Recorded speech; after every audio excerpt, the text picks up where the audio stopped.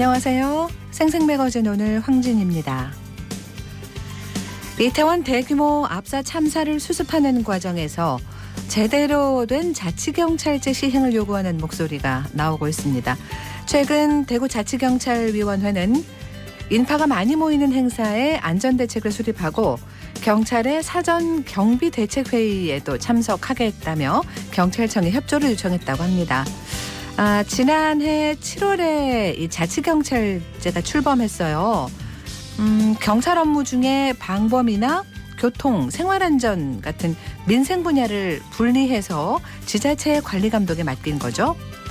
이번 이태원 참사를 보면 경찰과 지자체 간의 실시간 정보 공유나 협력 체계가 없었고 현장에 배치된 자치경찰도 없었다고 합니다. 자치경찰위원회가 있기는 한데요. 이게 지휘감독권이 없다 보니까 시도경찰청에 협조를 보내고 또 경찰청이 다시 경찰서에 지시를 하고 이렇게 경찰 인력을 효율적으로 쓰지 못하는 상황입니다. 출범 1년이 지나도록 시민들은 자치경찰이 뭘 하는지를 잘 모르고 무늬만 경찰인가 이런 얘기까지도 나오는데요. 앞으로 정부가 자치경찰 이원화 문제를 어떻게 풀어갈지 관심 갖고 지켜봐야겠습니다. KBS 대구 1라디오 생생매거진 오늘 11월 4일 금요일 순서 시작합니다.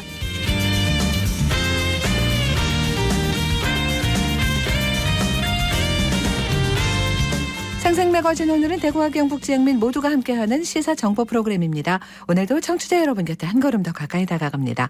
안동, 포항, 울릉 연결해서 날씨와 소식 전해드립니다. 안동입니다.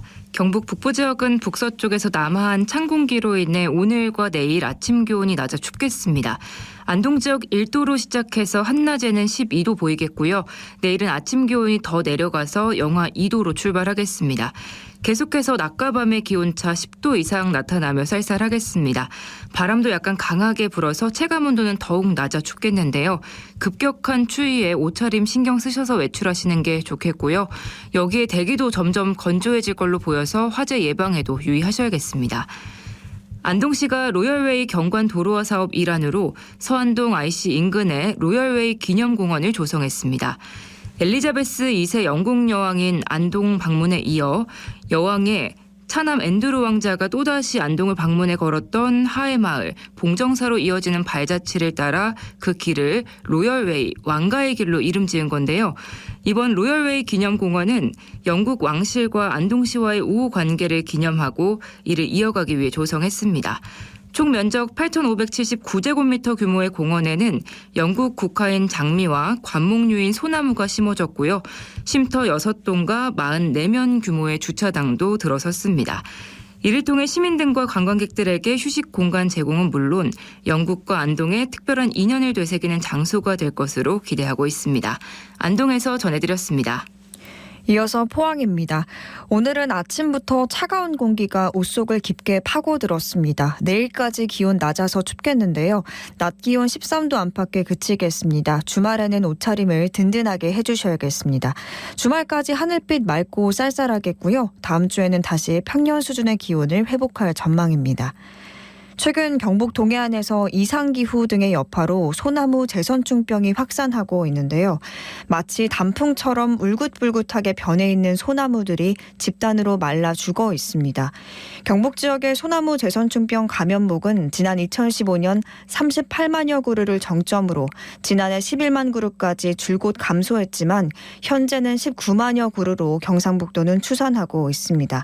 특히 포항과 경주, 안동, 구미, 고령을 중심으로 확산세가 빠르고요. 최근엔 청정 지역이던 청송까지 번진 상황입니다. 때문에 포항시가 급격히 확산하는 소나무 재선충병 피해를 최소화하기 위해서 본격적인 방제 사업을 추진하기로 했습니다. 지난 4월부터 현재까지 지역 내 전역에 있는 소나무 5천여 본을 예찰하고 헬기와 드론을 활용해 방제했고요. 피해 유형별로 내년도 소나무 재선충병 방제 전략을 다시 수립하고 현황에 따라 방제 구역을 세분화해서 구역별로 순차적인 방제를 위해 실시 설계에 들어갔습니다. 성공적인 방제를 위해서 앞으로도 빈틈없는 조사가 필요해 보입니다. 지금까지 포항이었습니다. 이어서 울릉입니다. 울릉도와 독도는 비가 내리고 있습니다. 현재 기온은 어제보다 6도 낮은 10도, 습도는 75%입니다. 동해 중부 먼바다에는 서풍이 불면서 1.5에서 3m의 높은 물결이 일고 있습니다. 오늘 크루즈 2척을 제외한 여객선은 모두 운항 통제됐습니다. 울릉군이 북한의 탄도미사일 발사를 규탄하는 성명을 냈습니다. 어제 오전 9시 30분 김병우 국회의원, 공경식 울릉군의회 의장, 남진복 경북도 의원 등이 참석한 가운데 울릉군은 군청 광장에서 공동 명의로 성명서를 발표했는데요. 성명서에는 북한의 도발 규탄과 1만여 울릉 군민의 생명과 영토 안보를 지키는데 정부 차원의 강력한 대응을 촉구한다는 내용이 담겨 있었습니다.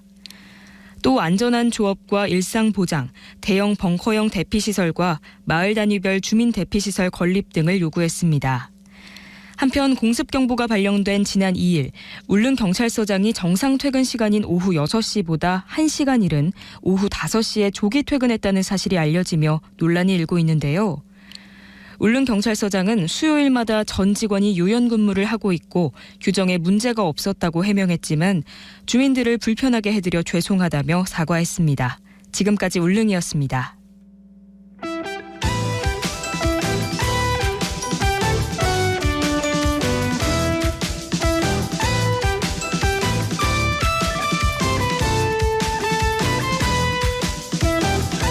네, 오늘을 보는 키워드 뉴스 금요일에는 영남일보 정은택 기자 함께합니다. 어서 오세요. 안녕하세요. 네, 자, 첫 번째 키워드 뭔가요? 네, 지하화입니다. 네, 어떤 소식이죠? 네, 대구 도심을 지나는 경부선 고속철도 지하화가 쉽지 않을 전망입니다. 이는 윤석열 대통령이 후보 시절 대구를 방문했을 때 제시한 공약 중 하나인데요. 하지만 다음 달 종료되는 경부선 대구 도심 구간 지하화 및 후적지 개발 용역에서 경제성이 충분하지 않다는 분석 결과가 나올 가능성이 높은 것으로 전해졌습니다. 지난달 열린 중간 보고회에서 사업성이 낮다는 결과 통보를 받은 겁니다. 그러니까 이제 KTX나 SRT가 이제 도심을 지나면서 이게 이제 철길 때문에 뭐 지역도 단절이 되고 또 소음 문제도 심각해서 아마 지하로 넣겠다고 그렇게 공약을 했나 본데요. 구간은 어디예요? 네, 구간을 보면 대구 서구에서 수성구까지 연결된 약 14km 거리인데요. 그동안 대구 도심 생활권의 남북 단절과 양분화 문제를 해결하기 위한 방안으로 지하화 공사가 필요하다는 의견이 꾸준히 제기돼 왔습니다. 네. 고속철도 사실 들어오면서 처음부터 지하화 해야 된다 이런 얘기도 있었잖아요. 그죠? 네, 맞습니다. 앞서 대구시는 KTX 고속열차를 도입하면서 기존 경부선의 지하, 지상화를 함께 논의하다가 2006년에 지상화를 추진했습니다. 이후 약 1조 3천억 원의 예산을 투입해 KTX 본선 개설과 철로변 주변 정비 사업에 활용했는데요. 하지만 이후 2011년 조원진 전 의원이 경부선과 경부고속철도 지하화를 제안하면서 관련 논란이 재점화됐습니다. 2016년 총선에서도 당시 새누리당이 같은 공약을 내세우면서 용역을 실시한 바 있습니다. 자, 경부선 고속 지하화 사실 이거 지역의 수건 사업이지 않습니까? 그죠? 네. 네, 뭐 좀 방법이 있을까요? 네, 우선 대구시는 올해 말까지 계획된 경부선 대구 도심 구간 지하화 용역 기간을 내년 상반기까지 늘리려고 합니다. 이후 제5차 국가철도망 구축계획 고시에 경부선 지하화 사업이 반영될 수 있도록 매진한다는 입장입니다. 네. 사실 부산시 역시 경부선 지하화 용역에 난항을 겪고 있는 상황인데요. 네. 시는 관련 사업을 원활하게 추진하기 위해 지자체뿐 아니라 정부의 관심과 지원이 필수적이라며 타 지자체와 협력해 경부선 지하화 사업이 국가 지원 사업에 반영될 수 있도록 노력하겠다고 밝혔습니다. 그래요? 예, 알겠습니다. 다음 키워드는요? 네, 10일째입니다. 네. 봉화 광산 매몰 소식이죠? 네, 맞습니다. 네. 경북 봉화군 아영 광산에서 매몰 사고로 고립된 작업자 2명을 찾기 위한 수색 작업이 여전히 진행되고 있습니다. 사고 9일째였던 어제 구조당국은 구조 예상 지점으로 통하는 곳에 천공 작업을 성공하며 수색의 속도를 내고 있습니다. 예. 내시경 장비를 넣고 작업자들의 생존 여부 및 위치를 파악하려 했지만 별다른 성과를 내지 못한 것으로 전해졌습니다.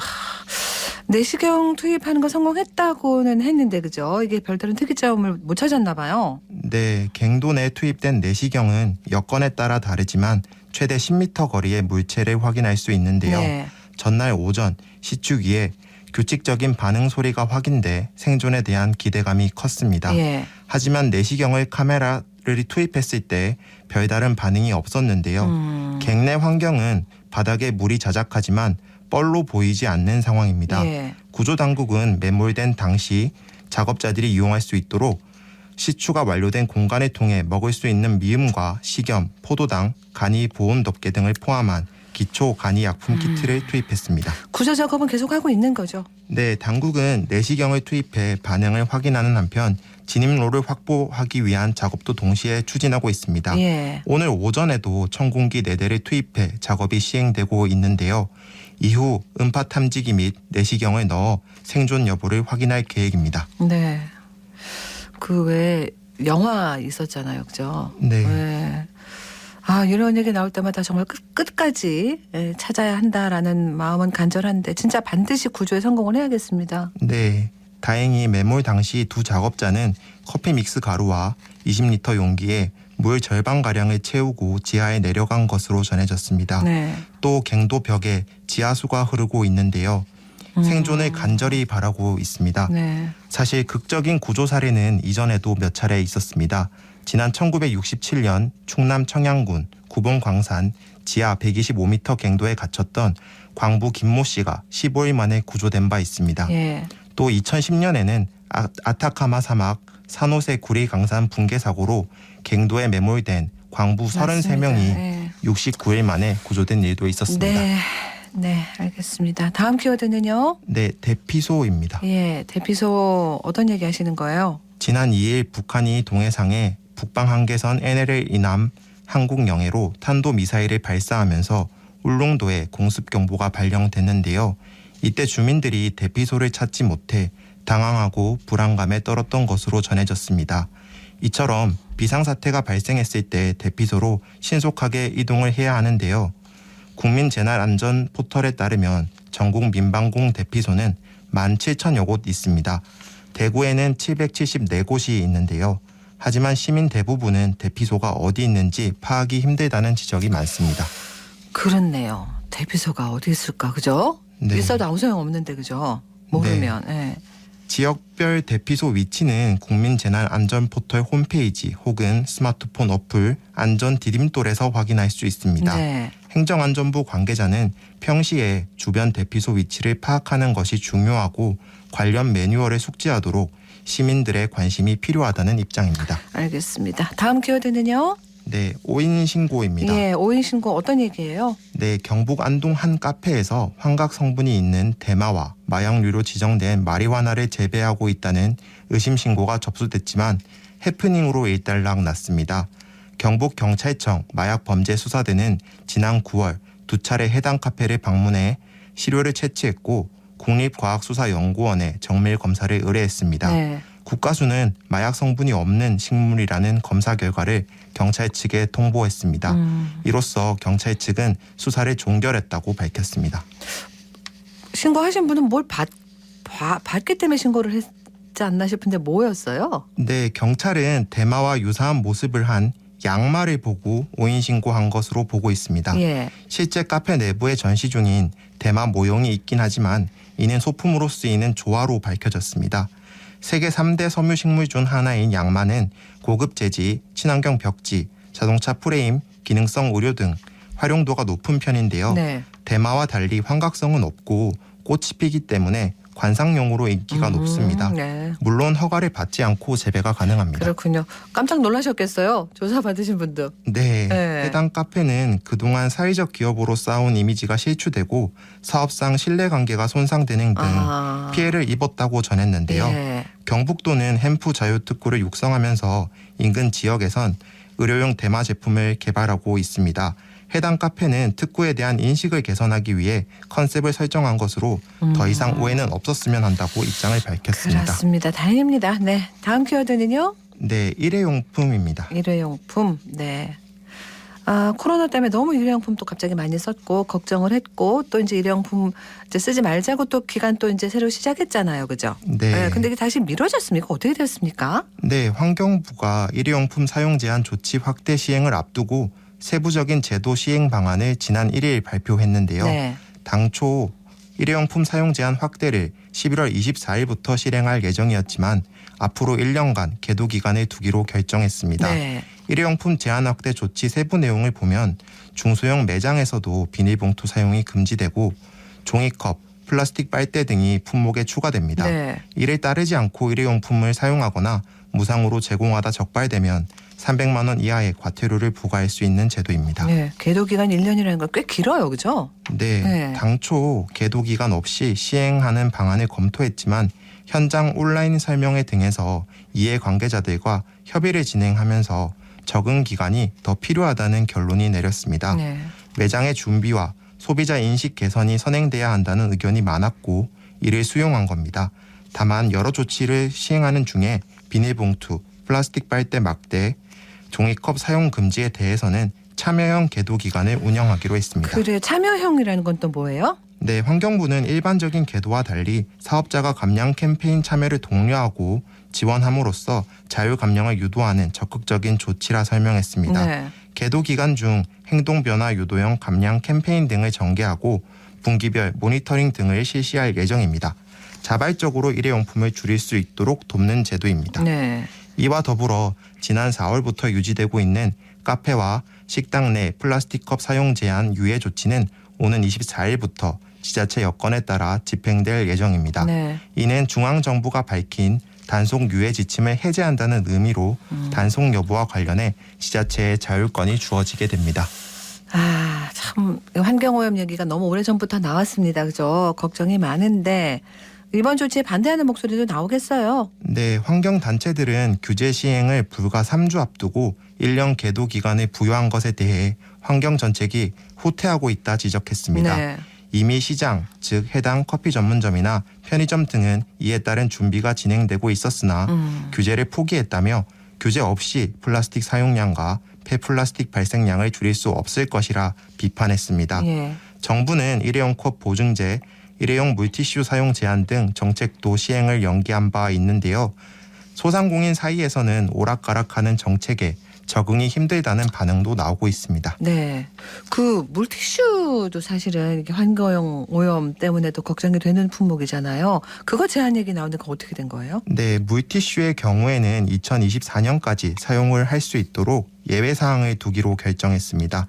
이는 식당 내 금지 품목을 두는 것을 적절하지 않다고 판단한 것인데요. 네. 대신 물티슈 내 불필요한 플라스틱을 줄이기 위해서 부담금을 부과하는 품목으로 전환한 것으로 밝혔습니다. 알겠습니다. 오늘 여기서 마무리할게요. 고맙습니다. 감사합니다. 오늘을 본 키워드 뉴스 금요일에는 영남일보 정우태 기자와 함께했습니다.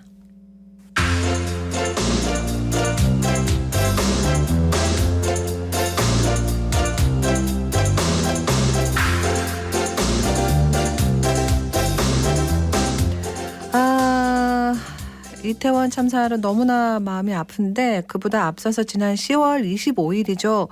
대구 북구 매천시장에서 또 큰 불이 났습니다. 사고 발생하고 지금 열흘이 지났는데 서유리 리포터가 현장 일을 다녀왔어요. 유리 씨 어서 오세요. 네, 안녕하세요. 안 그래도 너무 마음이 아픈데 이 대구에서 있었던 화재 때문에 더 놀랐었습니다. 그때. 네, 맞습니다. 네. 이 10월 25일 저녁 북구에 있는 농수산물 도매시장 청과물구역 동편의 한 점포에서 원인을 알 수 없는 화재가 발생했습니다.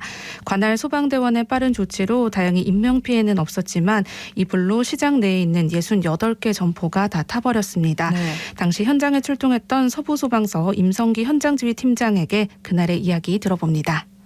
저희가 서부소방서에서 출동을 해서 그 팔달교를 건너는 중 북쪽에서 검은 연기가 다량으로 올라오는 상황이었습니다.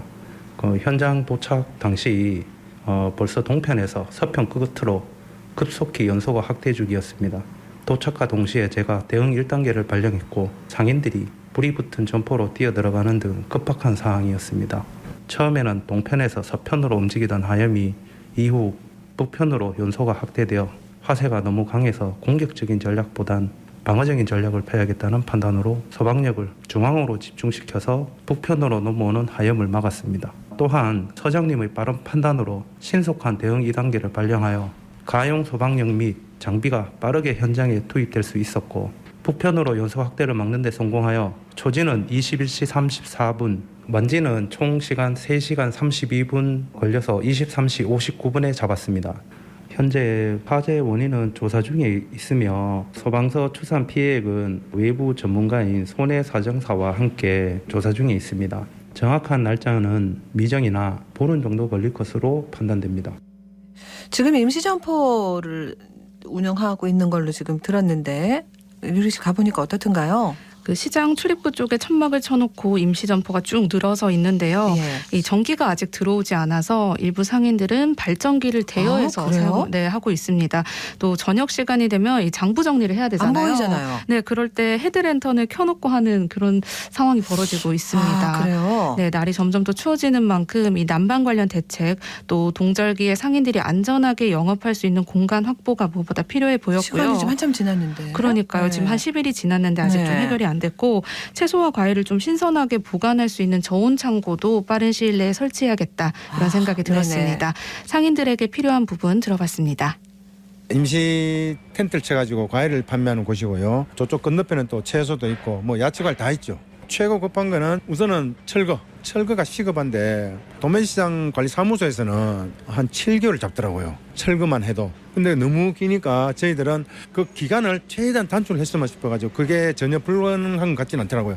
그 다음으로는 곧 한 달 있으면은 이제 추위가 다가올 텐데 저희들이 동절기를 충분히 대비할 수 있게끔 해가지고 대구 시민들 먹거리에 공급할 수 있는데 차질 없게끔 해주셨으면 하는 게 그 두 가지가 가장 큰 거예요. 지금은.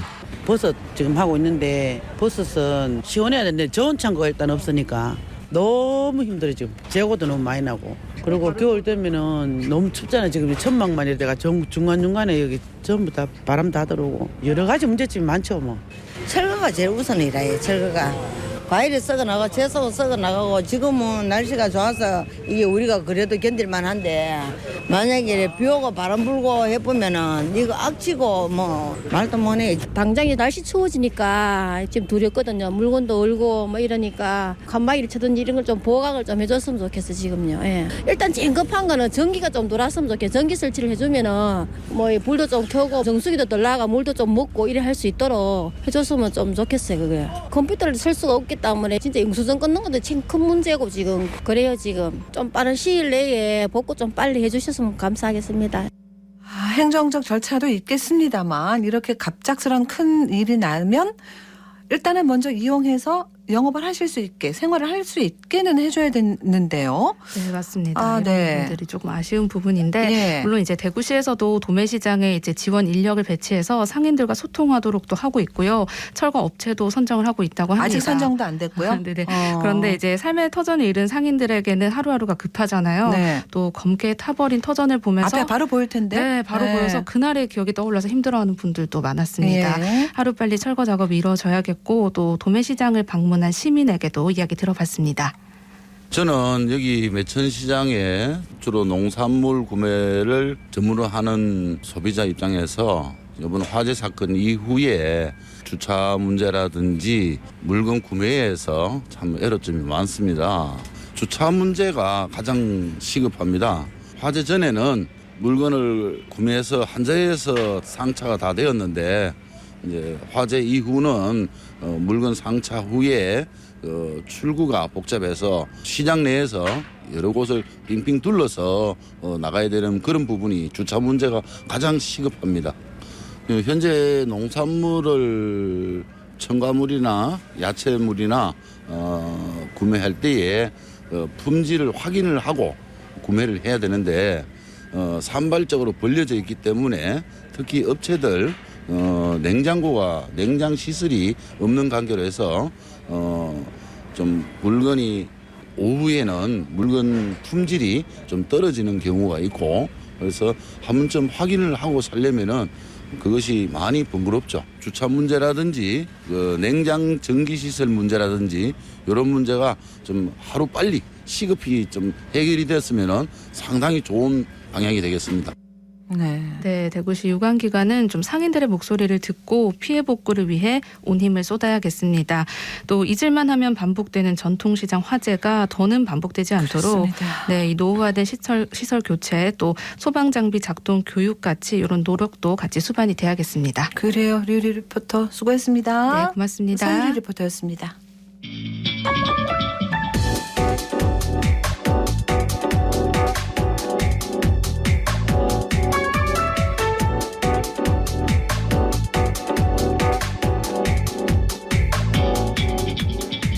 묻고 듣고 생각과 마음을 나누는 방송. 지금 여러분께서는 대구 경북을 보고 듣는 생생 매거진 오늘을 함께하고 계십니다.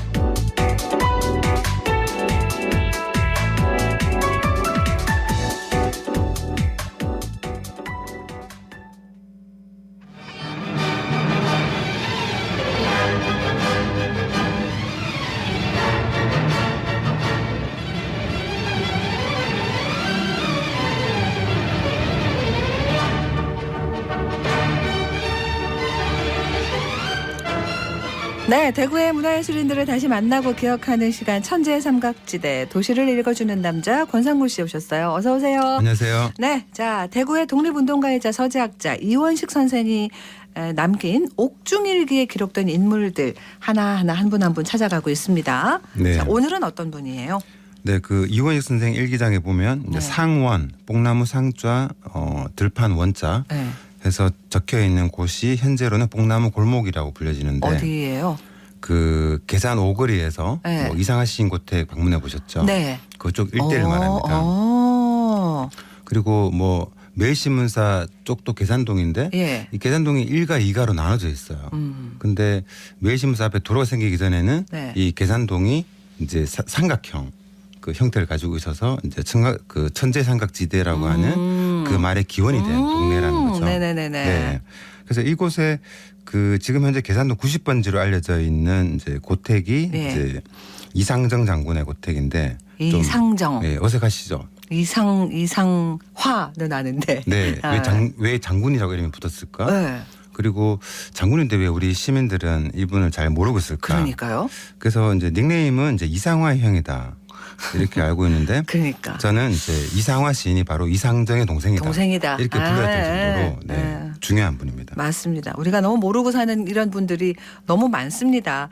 그쪽이 참 사실은 지금도 그 네. 골목을 다시 살린 어떤 이런 작업들을 통해서 네. 많은 분들이 가서 거기 왜 그 바보주막도 있고 네. 막걸리 마시고 하는 곳들 많이 있잖아요. 지금도. 그렇죠. 이제 저녁에 연락이 안 되시면 거기 있는 가면, 걸로. 맞아. 만날 수 있는 분들이 많습니다. 맞습니다. 그래서 이상정 장군은 그 서거했을 때 대구에서 시민장을 치렀던 분이에요. 그 당시에요? 네. 지금 현재 대구 시민분들 중에 만약 어떤 분이 돌아가시게 된다면 시민장으로? 어떤 분을 시민장을 그러게. 하셨을까요? 고민에 빠지게 됩니다. 엄청난 분이었다는 방증이네요. 네. 오. 그 말씀하신 대로 우리가 이상화 시인의 형. 네. 사실은 이렇게 해서 독립운동하신 이상정 장군. 네. 이렇게만 알고 있는데 권상구 씨 말 들어보니까 그렇네요. 네. 이상정 장군의 동생이 이상하다. 이렇게 그렇죠. 인식을 바꿔야 되겠다. 네. 그래서 이제 그 이유들을 파보면 네. 그와 관련된 최초의 수식어가 많은데요. 네. 그는 대구 최초의 서양 화가로 알려져 있습니다. 그렇죠. 이 표현도 이상하죠. 대구 최초의 그러니까 대구라고 하는 도시에서 최초로 서양화를 그렸던 사람이다. 그 어떤 이유가 있었길래 그러니까요. 서양 미술을 도입을 했을까? 네. 추적해 보니 그 북경이나 뭐 일본 등지에서 유학 중에 그 서양화에 대해서 관심을 가지게 되었고 그리고 개성학교에 1917년경에 근무하게 되는데 당시에 선생님으로 그 교직원 외 그 이력이 적혀 있는 네. 그 교직원 이력서가 있지 않겠습니까? 네네. 거기에 담당하는 과목이 도서라고 적혀 있어요. 도서? 그림 도자, 글씨 서자. 그러니까 네네. 동양화, 서양화를 가졌던 네, 그런 사람으로 알려져 있고 네. 그리고 1921년에 처음으로 개인전을 여는 곳으로 나와 있는데요. 와. 이게 어느 정도 빠른 시기냐면 그 조선 전체의 그 화가들이나 예술가들이 참여하는 그 전시회가 조선 비전이라는 게 있는데 네. 그게 1922년에 처음 열리게 돼요. 그보다 뒤네요, 그러니까. 훨씬 앞서서 그 이상정 이상정은 선생이 했다는 앞에서. 거죠. 예. 그리고 조선인들만 참여하는 또 전시전이 이제 서화협회전이라고 하는데 네. 이것도 1918년이에요. 그러니까 이상정은 이제 한국 사회에 있어서 서양화를 수용하고 받아들임에 있어서 어떤 가장 앞서 앞에. 있는 네. 사람이었구나라고 이해를 할 수 있습니다. 근데 예술인으로 그렇게 널리 알려진 건 아니잖아요. 네, 그게 너무 안타깝네요. 그렇죠. 네. 중간에 이제 어떤 경력을 끊고 네. 이제 그 망명을 하게 되는데 그 망명하기 직전에 그 어떤 흔적이 이제 어떤 근대 아카이브 신문 기사를 통해서 이제 알려지게 됐어요. 네. 그 바로 그 뉴스가 뭐냐면 그 1923년경에 대구 최초의 미술 연구 단체인 벽동사를 설립하게 됩니다. 벽동사. 벽동사. 네. 낯섭니다. 낯설죠. 네. 저는 그 벽동사의 그 회원 규칙을 읽고 더 놀랐습니다. 어떤 게 있었냐면 네. 당시에 왜 그 건대 건축물들이 많이 지어질 거 아니에요. 그쵸. 그러면 누군가는 설계도를 그려야 되지 그렇죠. 않습니까? 네. 근데 설계도를 그릴 수 있는 사람이 없으니까 조선인에서는 이 미술가들이 설계도를 그리자라고 해서 이 근대적 형태의 시각 미술 작업 네. 그리고 근대적 형태의 도면 작업 이런 것들을 겸했던 어떻게 보면 이제 연구이지만 회사가 아니었을까 이렇게 생각을 하고 있어요. 네. 엄청난 일을 하셨네요. 그렇죠. 이제 우와. 도시가 출발함에 있어서 네네. 이렇게 출발하는 거죠. 그러니까요. 그리고 여기 참여하신 그 사람의 면면을 보니까 네. 뭐 유명한 박명조 뭐 익히 알려져 있는 분이죠. 그리고 이 여성 이쾌대의 형이죠. 예. 네. 이쾌대 이 여성도 이 여성의 동생 이쾌대 이렇게 불러야 될 것 같아요. 네, 그렇습니다. 네. 그래서 이 여성의 작품을 보면 요즘 제가 연구하고 있는 책인데 조선 복식고라고 있어요. 조선 복식의 역사를 전체 역사를 썼던 사람인데 1946년에 이 책을 네. 써냈어요. 대단하지 않나요? 엄청납니다. 누가 뭐를 쓰라고 하는 것도 아닌데 알아서 본인이 연구를 하신 거 아니에요? 그 전에도 이런 책이 없었다는 거죠. 그래서 이 근대적 지식인이 이 전통 시기부터 현재까지 네. 조선 어떻게 흘러왔는지에 네. 대한 아주 그 어떤 백과사전적 지식을 가지고 있었던 사람인 것 같아요. 이 책을 제가 요즘 읽고 있는데 네. 이 삼국시대 벽화에서 그려져 있는 의복을 그대로 옷을 재현을 해서 당시에 이화여전 학생들이 논문을 쓰고 있었는데 이 학생들이 입혀서 사진을 찍어서 이 책에 게재가 돼 있어요. 이런 식의 시도는 처음이라는 거죠. 네. 뭐 이뿐만 아니라 그 당시에 정유택이라고 하는 사진 그 작가도 나오는데 이 정유택이라고 하는 사람은 해방 이후에 그 영남일보에 기사가 나오는데요. 네. 그 정유택 장군 귀국 환영 인사 이게 신문 제목이더라고요. 그러니까 이 벽동사 이 멤버 분들은 하나같이 다 대단하신 분들이셨던 것 같아요. 그러니까 본인의 어떤 그 예술가적인 기질과 네. 그런 활동들을 하면서 결국은 장군이라는 뒤에 이름이 붙은 걸 보면 다 그러니까 이제 그 미술 연구를 가장한 독립운동단체가 아니었을까 정리해보면. 아, 네. 자, 그 이상정 장군이라고 우리가 알고 있으니까. 네. 네. 그래서 독립운동가로서의 그러니까요. 모습은 잘 안 알려져 있었는데 제가 2014년경에 그 연구를 하다가 그 중국 6이라고 하는 책을 경매를 통해서 받게 됐어요. 중국 6이요? 예, 그러니까 이상정 장군이 중국에 떠돌면서 네. 남겨둔 기록이라는 의미인데 이 안에 이제 이상정 장군의 흔적을 알 수 있는 이제 고유 명사를 알게 됐어요. 어떤 거냐면 네. 이 글에 보면 이제 형이 이제 돌아가셨으니까 이 대구 지역에 뭐 친한 후배나 선배들이 이제 글을 적었을 거 아니에요. 네. 그 중에 아까 이야기했던 그 벽동사의 정유택이라고 하는 사진 작가의 동생 네. 정하택 네. 당시에 의사였는데 이 사람의 글에 이렇게 표현되어 있어요. 이상정의 임시정부 활동 시 가명은 이연호였다. 그러니까 우리가 이상정 장군에 대해서 잘 몰랐던 게 가명으로 네네. 공식 활동을 하니 검색이 안 되는 거예요.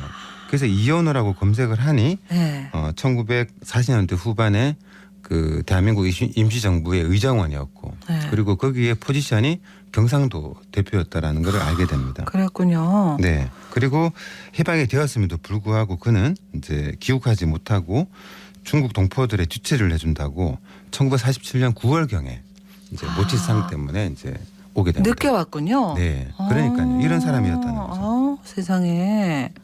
우리가 너무 몰랐네요. 네. 아니 뭐예요? 중국 6위. 네. 이거 경매한다는 건 어떻게 알고 어떻게 구입을 하신 거예요? 네, 그러니까요. 일주일에 한 번씩은 계속 항상 저는 이제 검색을 하고 네. 대구 관련된 자료들이 있는지 항상 찾아보고 있는데요. 당시에 이제 제 필터링에 좀 걸려들었던 것 같고 그래서 또 가족들도 그 이상정 형이 어떤 활동을 했는지 몰랐어요. 근데 이 돌아가시고 나서 그 동생 중에 이상백이라는 사람이 있는데 이분도 대단하신 분이죠. 네. 이때 이상백 동생을 누가 불렀냐면 그 당시에 임시정부 활동을 하셨던 최동호라고 하는 분이 이상백을 불러서 네. 너 그 형이 중국에서 이런 활동을 한 사람이다라고 아주 소상히 알려주게 되면서 몰랐군요. 대구에서 전혀 그죠. 그러니까 알면 다치니까요. 그러니까 알면 잡혀가게 되고 이름도 가명으로 쓸 수밖에 없었던 거죠. 네. 그런 시대였다는 거죠. 그래서 우리가 이상정 씨를 이상정 씨라고 하지 않고 이상정 장군이라고 부르게 된 바로 이유가 여기에 있고 네. 이 중국군과 당시에는 합작을 했기 때문에 네. 중국군 서열로서는 장군이었어요. 그래서 이 이상정 장군이라고 하는 표현은 이 해방 직전에 이 사람의 중국군에서의 위치를 어떤 얘기해주는 이름이라는 걸 알 수가 있고요. 그리고 중국 유기에 이상정 장군을 추도하는 글이 있는데 네. 당시에 중국 육군 준장 서량 장군이 글을 썼어요. 이런 것들을 보면 그의 어떤 관계들을 알 수가 있죠. 그러니까 그때는 거기서는 중국에서는 이연호라는 네. 이름으로 활동을 했으니까 당연히 이상정이라는 이름은 네. 알 수가 없고 그렇죠. 여기서는 이상정 우리 형이 뭐 하는지 네. 아무것도 모르고 지역 전체가 나라 전체가 몰랐다는 얘기잖아요, 그죠? 그렇죠. 그 상하도 몰라 이제 했고. 서거했으니 네. 들을 수 있는 사람이 이상백밖에 없었다는 거죠. 그리고 이 중국 그 유기에서는 그 이제 어떻게 이 국내로 들어와서 이제 보존이 되었냐 하면 1936년경에 이상화가 남경, 북경, 상해 등지를 유람했다고 기록이 나와요. 네. 근데 이 유람을 하자마자 귀국했다가 바로 이상화 시인이 스파이 혐의로 바로 구금하게 되는데 바로 이 시기에 네. 형의 글을 이제 보따리에 싸서 받아왔군요. 들고 왔던 게 아닌가. 그래서 상화는 이때 형의 글을 그 경주의 막역지휘인 김봉기 씨에게 맡겨두었다고 하고 네. 이후에 이 원고들이 추스려지게 되면서 이제 1950년대 중국 유기가 나오게 된 겁니다. 네. 지금 갖고 계신 거 아니에요? 네. 그리고 제가 더 감동했던 이 사람 정말 로맨티스트다라고 하는 기록은 어디서 나왔냐면 로맨티스트까지. 네. 네. 그 아주 이상한 기록이 있었는데 그 혼인식이라고 하는 제목도 아니었고요. 공동생활 계시식이라고 적혀 있는 글이었는데 공동생활 계시식이요? 네. 그래서 이 글을 읽어보면 이곳에서 그러니까 이 만주를 말하는 거죠. 네. 우연히 이성을 만나 철 늦은 연애 생활을 하오니 철이 늦었다는 거죠. 네. 뉘가 사랑을 예찬하였는지. 완전히 흠뻑 빠지셨네요. 지금 네. 사랑에. 그래서 대공에 나는 새처럼 자유롭게 다니다가 다시 인간에 얽매이게 되니 그러니까 혼인을 맺자는 거죠. 네. 이렇게 적고 그 이제 배우자가 있어야 되겠죠. 이상정의 네, 배우자. 네. 이렇게 설명했어요. 또 이름 적으면 잡혀가니까 피지방 태생으로 K라는 이름을 가졌으며 어디예요? 평양 출신의 권기옥 여사인데 권기옥. 바로 그녀가 한국 최초의 여자 비행사를 네. 그분이시죠. 네. 대단한 셀럽이시죠. 진짜. 아니 그리고 네. 공동생활 계시식이라는 네. 표현 자체가 너무 멋지시네요. 그러니까요. 네. 완전 깨어 있는. 지금 들어도 그러니까 네. 지금 이렇게 써야 될 것 결혼이라고 하지 같은. 않고 동거라고 하잖아요. 결혼 공동생활 계시식. 이거 네. 기억해야 되겠습니다. 그리고 당시에 했던 그 어떤 부조 뭐 소고기 2근 20전, 포도 2근 20전, 그리고 엘 아주머니가 부조로 사오신 마령서 감자를 말하죠. 네. 이런 것들의 가격대와 이제 물목들이 그대로 적혀 있어요. 그리고 장소는 만주인의 삼칸 집에서 1926년 10월 6일 혼인을 맺었네요. 네. 정말 로맨티스트. 이런 게 다 적혀 있다는 얘기죠. 네. 와. 제가 다음에 올 때 책을 아니 오늘 좀 하겠습니다. 갖고 오시지. 제가 너무 그러니까요. 궁금했는데 다음에 기대를 하겠습니다. 네. 이상정 선생을 기억해야 하는 충분한 이유가 우리가 잊고 있었던 게 미안한 일이었습니다. 오늘 얘기 잘 들었습니다. 네. 천재 삼각지대 도시를 읽어주는 남자 권상구 씨와 함께했습니다.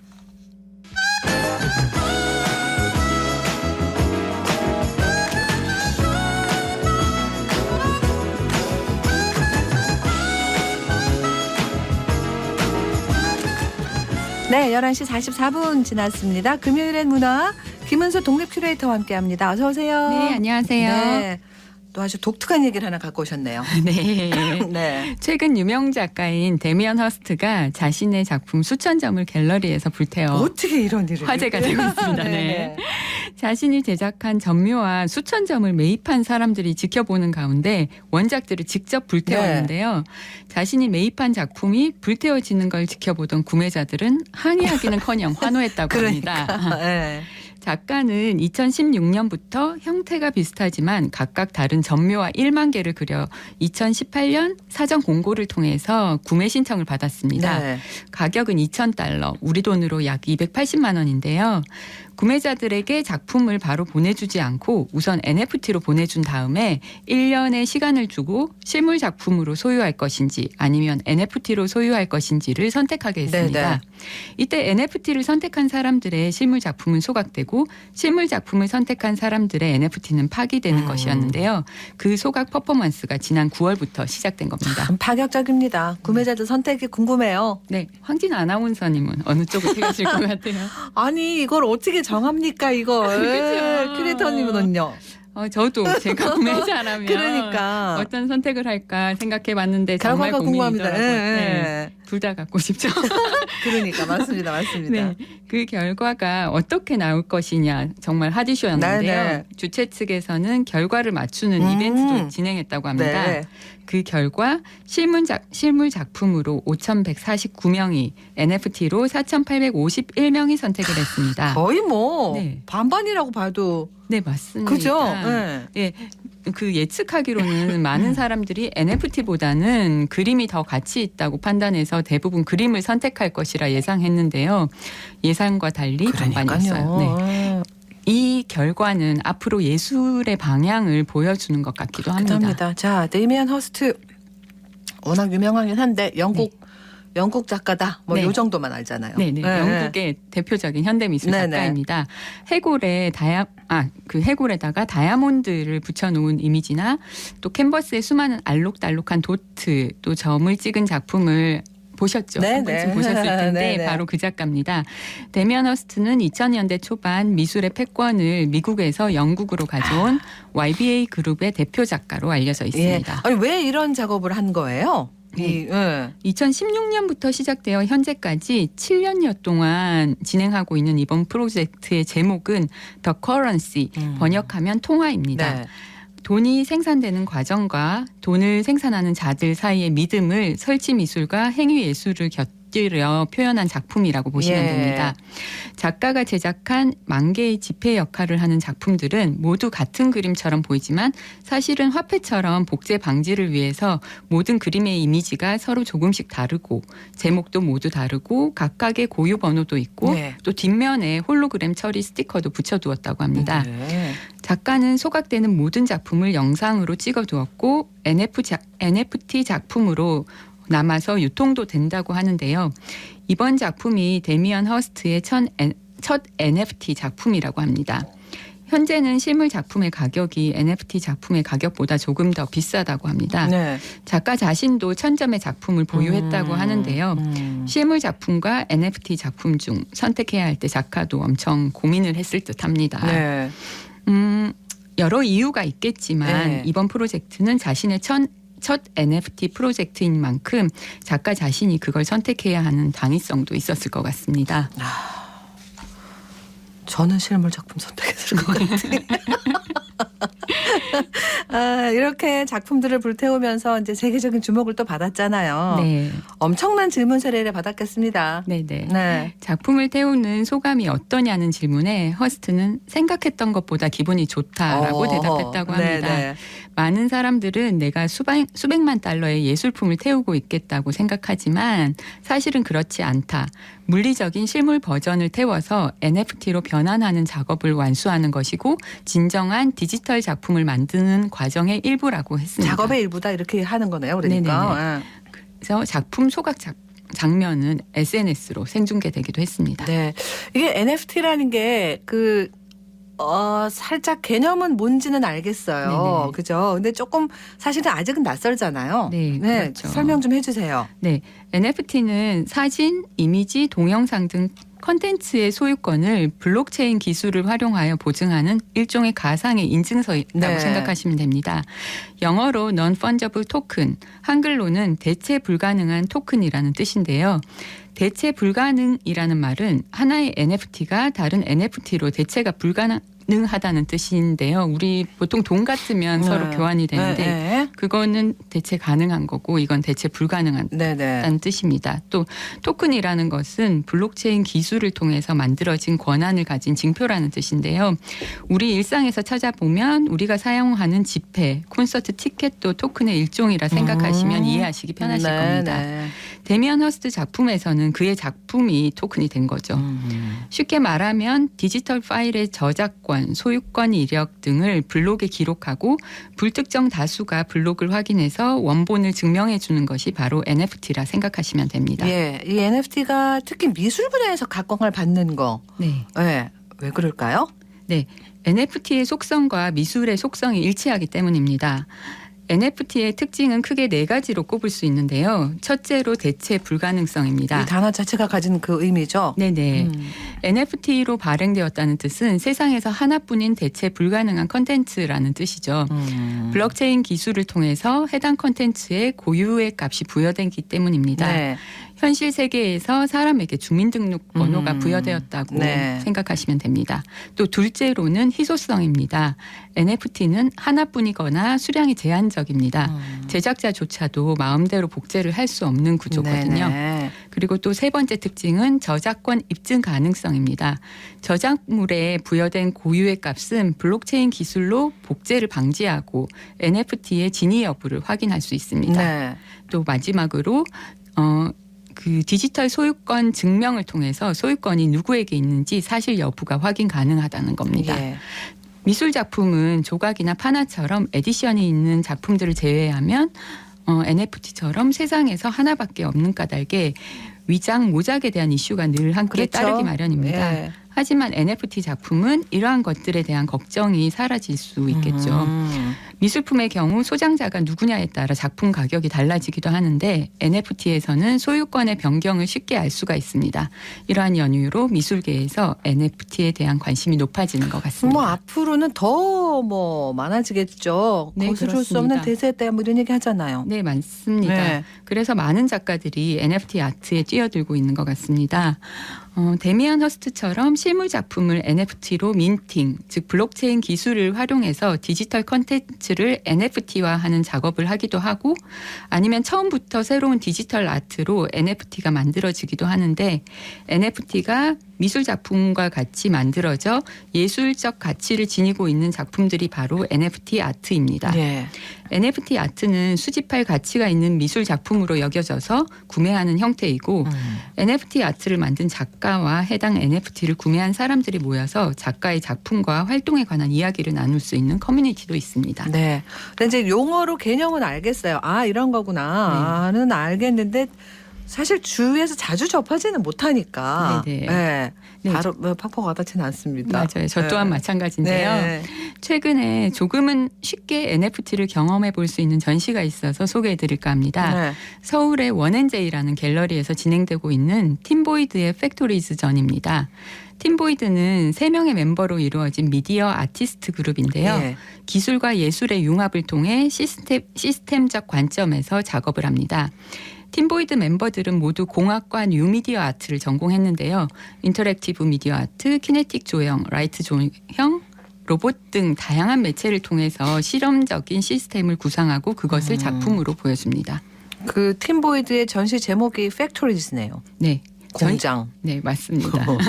전시장에 들어가면 네. 갤러리가 아니라 공장에 잘못 들어온 것이 아닐까 하는 착각을 불러일으키는데요. 네, 네.